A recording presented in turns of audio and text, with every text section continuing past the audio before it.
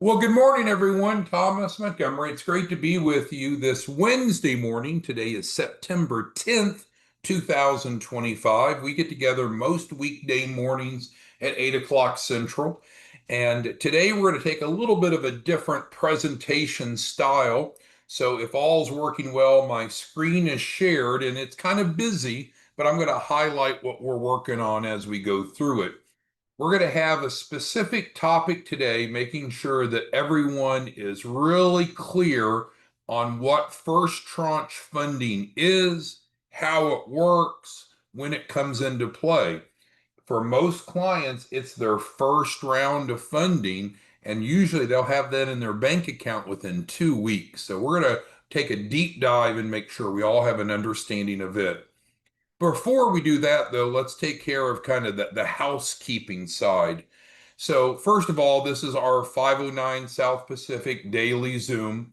Our website, which isn't shown on the screen, but the URL is here, 509pacific.org. If you need assistance, best thing to do is to use our text support line, 903-347-8042. If you want to go back and reflect on any past trainings that maybe you missed, we have a training library up on YouTube that you're welcome to go view. With that being said, our 501c3 has received a grant. The grant has three mandates, so it really dictates what we do. Number one is we're responsible for improving financial literacy. So let's talk about that for a moment. I know this is a bit of a possibly a waste at this topic for many of you, but you're not normal, right? You have a strong, high level of financial literacy, which I applaud you for that, but most people don't. Most people don't understand the basics of how to have a fundable business and how to get business funding. So that makes what you and I do that much more important. I would argue we almost have a moral obligation to go out and educate others so they can know what you know, so they can have the type of financial success that you have. So financial literacy is an important part of what we do, and our morning Zooms contribute to that. But certainly, if you are one of our distribution partners, one of our resellers, I so much encourage you to take some time out of your busy lives and contribute, give back to your community, go educate individuals. Now, from that, you'll be economically rewarded, but people need help and they often don't know what they don't know. So that's number one. The second mandate of the grant is we give away free shelf corps, and you can go get a free shelf corp on our website, or you can work with any of our distribution partners. There is a processing fee. There is a processing fee to transfer ownership of the shelf corp and the assets over to the grant participant, the client. That amount of processing fee is set by each of our distribution partners. So you can ask them what that is. And then the third and final mandate is facilitating access to capital, because it's nice that we want to go out and educate. And it's great that we want to go out and give away shelf corps. But ultimately, what the market wants is money. They want money. They often don't want to be educated. They often don't really care about shelf corps. They just want money. But you and I know there's a process, there's a formula to it. So our end goal is to get money into the hands of small businesses to start and grow businesses or acquire businesses.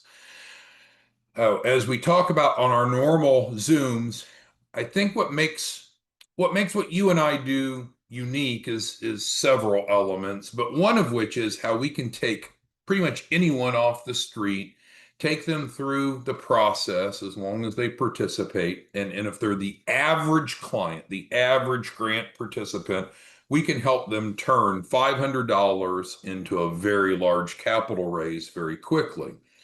Simple three-step process. First, we got to get them that free shelf corp. They can either get it from us on our website or they can come get it from you as a reseller. We need about 7 days to get those deliverables over to them, and then we actually go for the first tranche right away. Now, this is exactly what we're going to be talking about. So let me highlight this. This is what we're talking about over here in just a moment. And then the third step is we work with the client, the grant participant. We build out their loan package based upon the amount of money that they want, they need, their mitigating circumstances. We help them apply for funding and they get funded. So a bit simplistic, but those are the three steps. We're going to be drilling into number two today. We also have the Opportunity Fund. A number of you are tapping into it. Not everyone. I'm a bit surprised, but the Opportunity Fund, and it's frankly available even for people that are not participating in the grant, that aren't using the Shelf Corps, but the Opportunity Fund is designed to put daily deposits in. So with that, it's important to understand, and maybe this is obvious to you. We've not talked about this before, but if the goal of the client is to get money, and that's typically what we hear, I need money for whatever reason, but that's typically what they want. As I mentioned, they really don't care about financial literacy normally. They usually don't care about Shelf Corps. They just want money. So we did want to take a moment and clarify there's two ways you can get money, right? Number one, we can be an entrepreneur. What do entrepreneurs do? Entrepreneurs solve other people's problems by offering a good or a service, and they get paid. Well, in our model, we have what we call resellers. Doesn't cost anything to be a reseller, not even a contract to sign. It's not MLM, it's not network marketing, it's not get rich quick, but it's a good side income, right? You're looking at around 50,000 for each time you refer someone in, because most of our clients now are using ABL for a million plus capital raise. You're making 5% performance fee, and then we have the 5% overrides. So one way to get money is to earn it. And I see some people say, yeah, that's what I want to do. I want to be an entrepreneur. I want to offer a good or a service. I want to solve people's problems, and I want to earn an adult income. But frankly, not everybody wants to do that, and we respect that. So another option is to borrow it. And that's in fact the method that we have here with getting a Shelf Corp, getting it fundable legally and ethically. So it would make sense maybe to consider doing both, but we really need to realize if we want money within normal reason, there's two ways to do it. And we need to clarify what the individual's goals are. All right, so with that, let's go ahead and get into our topic today, which is understanding first tranche.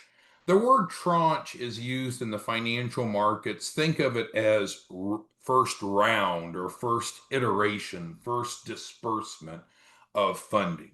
So when does it come into play? As highlighted here, about 7 days after the client has signed up for the free Shelf Corp. We're able to deliver the deliverables, the initial deliverables, the business plan, the financial projections, the Secretary of State filing, so forth. So we need about a week to get that paperwork together, and then we immediately go into the funding phase. They're given an app at that time, an application. It's a simple one-page app, no hard inquiries, no docs. In other words, it's just self-reported information, and then we can get them offers. And that's what we're going to talk about here. Any questions so far? You can type it into the Q&A, or are we on the same page from a big picture perspective? Okay, I think we're okay. So let's go ahead and go into first tranche funding. So what is first tranche funding? It's that initial round of funding that's designed to provide initial working capital, and then we usually pay off any funds that we borrow from first tranche when we go for the larger business funding. Now, a lot of times people will say, well, why? Well, why do we do this? Why don't we just go for that SBA loan right away? Or why don't we go for that ABL loan right away? Why do we need a first tranche?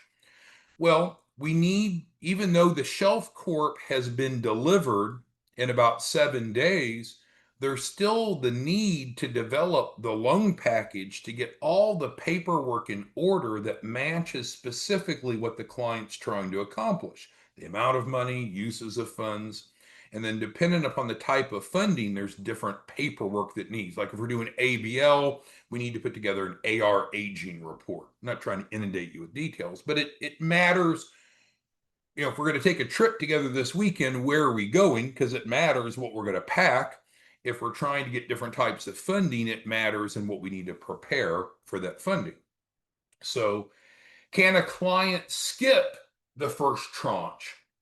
They I guess theoretically could, but that's not the design of the program. The design of the program is to get them some initial seed capital, working capital right away. And again, they can accept as little or as much as they want. We'll go through a little case study actually from a new client just this morning. And then it's short-term play where we pay it off with the next round of larger business funding. So I think we've covered the what and the why. Anyone have questions on the what or the why before we progress? Just type it into the Q&A. Okay, so far I think we're on track. Great. So we've actually already covered this. When does first tranche funding come into play? When? It is in about 7 days because they need to get the shelf court first. We need to deliver the initial shelf court deliverables. And at that point, we immediately go into the funding phase. So they should be theoretically or normally filling out the app on day 7, and then they should be looking at the funding in their bank account by around day 10. Now, could be day 9, could be day 8, could be day 12. And we're not the lenders, we're the technical advisors. But in general, I just want to make sure we're clear on the timeline. And that's very attractive, right? So if you are a reseller and you're educating properly to let clients know, we're going to get you a free shelf court. It takes about a week to get that to you, but we're then immediately going to go into the funding phase. The first round is called the first tranche. And of course, I'm going to describe more of that as we go through this morning. But we can normally get offers to them day 7, day 8, and then usually they'll have that financing shortly thereafter. It's a great deal. It's a great deal. Any questions on that? Okay.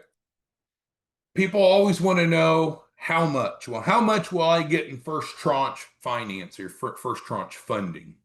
I don't know. I mean, we're going to have to apply. It matters on your application. We know that no one gets turned down completely. Everyone gets at least one offer.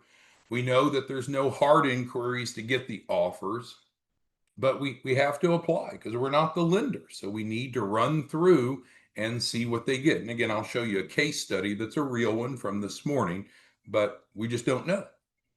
Now, some people will say, well, who should do this? Well, we make this available to all clients, and literally everyone, 100%, will get at least one offer. Most people will get multiple offers. Often we get asked, well, what's the minimum credit? Well, keep in mind, our real goal is to go get business funding, and some of the business funding funding options don't even look at personal credit. But in terms of the first tranche, there is no minimum credit because everyone will get at least one offer. But of course, the stronger the file, the bigger and the increased number of offers. So let's look at a real example. This is not exaggeration. It's not marketing. It's not spinning. It's literally pulled from a new client that we just ran this morning. So it's fresh off the presses as of this morning. So the client's initials are really BA. I'm not going to tell you their name because it's not your business, not going to share their private information, but it's a real client, real initials are BA. And I've actually already talked to or text the referral partner this morning that we're sending BA, so he knows as well. So what was the date that we ran this? It was today. It was this morning, right before the Zoom, September 10th. How many offers did BA get? This is not a mistype or misprint. BA literally received over 100 cash offers that he can select from. All of them are going to either be term loans or lines of credit. Sometimes people say, oh, are these credit cards? No. And if the client wants us to go after business credit cards, of course we can, but that's not normally what we do here at this point, because business credit cards have a longer cycle time. When we're getting a business loan or a line of credit, it's usually available to the client within a day or two. Business credit cards, you have to apply and then typically wait for the card to be sent out. So, yes, we can help with business credit cards. I think it makes sense. I know I have multiple business credit cards. I bet there's 646 of you on this morning. I suspect most of you have one or more business credit cards. It makes sense to have. So, yes, we can help them with that, but that's not quick enough for first tranche. What's the total amount that BA got offered? So I put it on the spreadsheet, so I didn't make this up, and it was actually more than 850,000, but a lot of freaking money. Now, does BA have to take all the offers that are extended? No. BA might just take the largest. The largest individual offer was 50,000. And there was a number of offers that were 20,000 or above. And of course, then there were some small offers too. But the bottom line is the first tranche is a great deal because everybody gets it. Everybody's approved for at least one offer, regardless of credit. And it's designed to provide that initial working capital or seed capital that allows the client to be able to operate while we're building out the loan package and getting the larger funding put together. People often ask with skepticism, well, what were the interest rates? Were these high interest rates? Well, each of the offers, frankly, the 116 offers had different interest rates, but they were as low as 6%. And I know some of you are like, well, 6%, that's highway robbery. No one should pay as much as 6% for a loan. I know you may have opinions and maybe it's realistic or not, but I'm reporting the truth. I'm reporting what we did individually with this client this morning. If BA says, hey, 6% is too much, I can go to my bank or my credit union and get less than 6%. That's fine for BA to do so, but just giving you the facts and figures. And then the other question we typically get is, well, what are the repayment terms? And these aren't MCAs, so these are not like where he's paying out daily out of his bank deposits. But each of these offers have different interest rates and different amounts and different repayment terms. They go out as long as 5 years, but that's not the plan. The plan is to pay this off very quickly with the business funding that we'll be able to get once we have the shelf corp. All right. And BA is actually on this morning. So this is awesome. BA is literally on the Zoom right now. So BA, congratulations. Frankly, we're talking about you right now without disclosing your information. So BA actually had a question. That's what got my attention. It's hard for me to skim 648 names, but BA asked, after someone gets a shelf corp, which is over here, he asked, does everyone get an offer regardless of their credit status? Yes, sir. That's exactly what I'm trying to convey. Now, so I'm not dismissing BA, you have good credit, right? And so that is reflected by the outcome. Do you have to have good credit to get cash offers? No. Do you have to can you have bad credit and still get at least one offer? Yes. But of course, stronger credit equals more borrowing capacity. Again, I know it can confuse people because on the first tranche, we're taking the client kind of where they're at. And then we're building out everything, the business and the loan package to go for the larger amount. So even if someone doesn't get that much for first tranche, that doesn't mean that we can't be very successful on the larger capital raise. But welcome, BA. It's great to have you here. What a validation. We're talking about this gentleman, and he's literally participating in the Zoom right now. That is awesome. Okay, so Gino asked, assuming that a client gets $1 million in funding, okay. And again, remember, Gino and everyone else, clients pick how much funding they want. It's up to them, and then it's our job to legally and ethically build the loan package out to support it. But I think what Gino's getting to is the performance fee, and that's fair. So let's go back to there's two ways to make money in our society. Earn it and borrow it. So Gino is one of our distribution partners. Gino is a money-making machine. I don't have his numbers, but we have what we call the six-figure club, meaning those of you that are averaging over 100,000 of income per month, not per year, per month. And Gino, I believe, is one of those.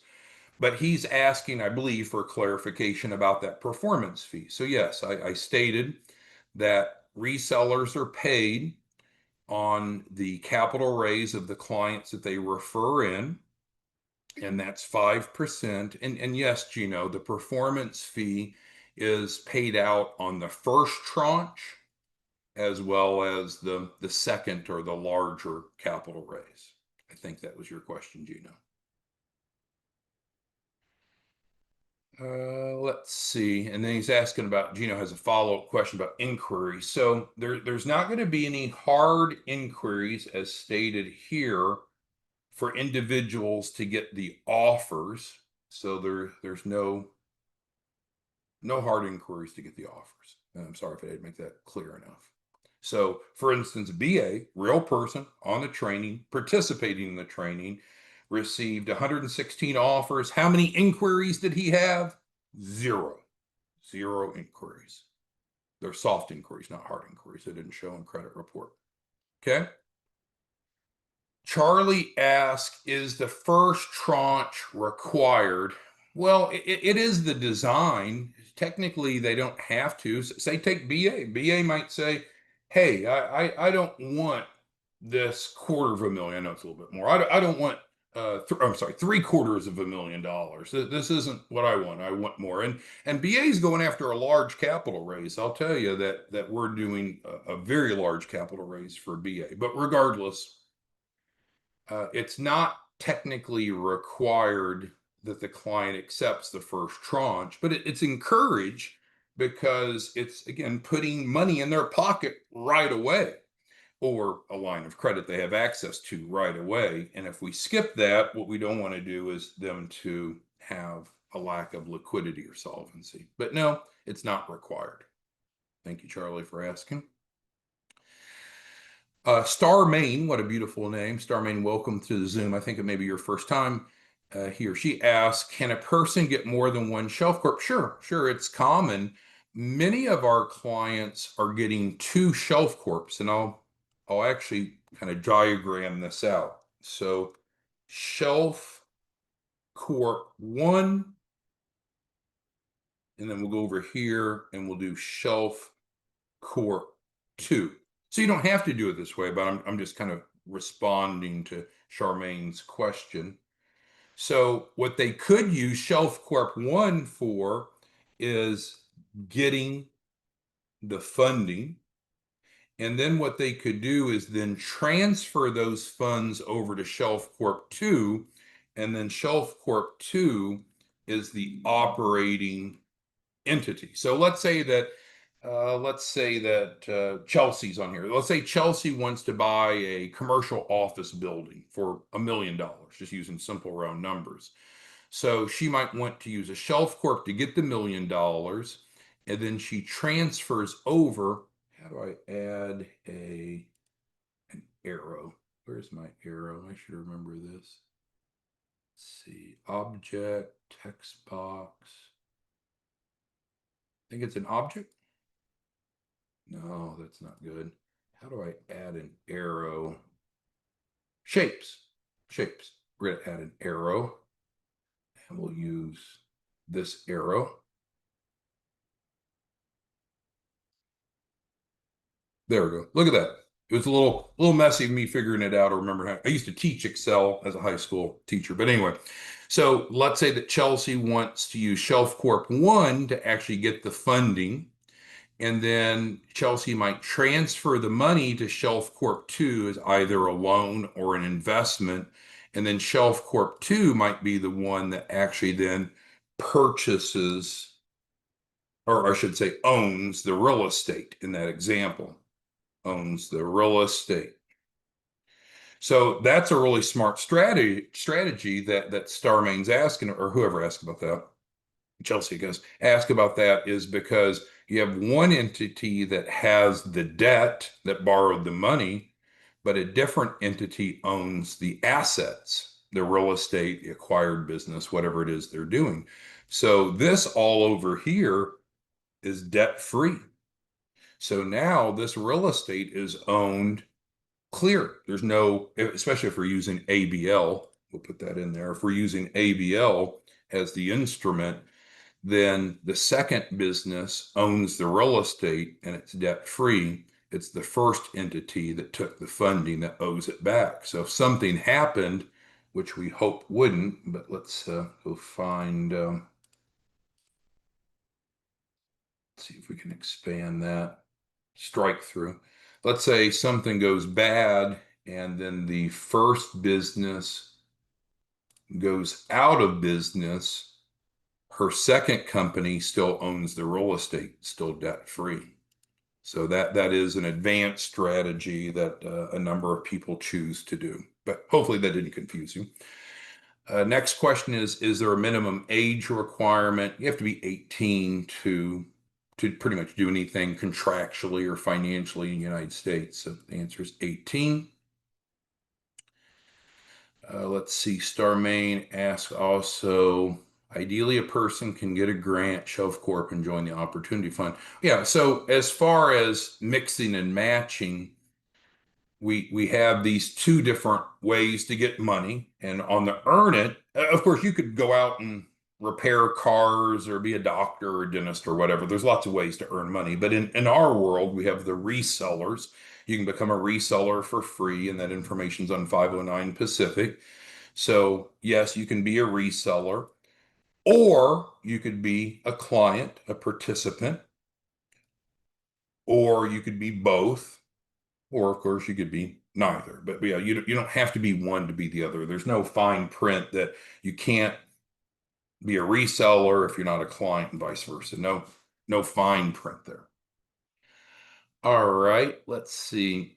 Drake's asking about work having multiple owners. So many businesses have multiple owners. Sometimes they're equal 50-50. Sometimes there's a majority owner and one or more minority owners. That doesn't matter. So that's not an issue because it's the business doing the borrowing.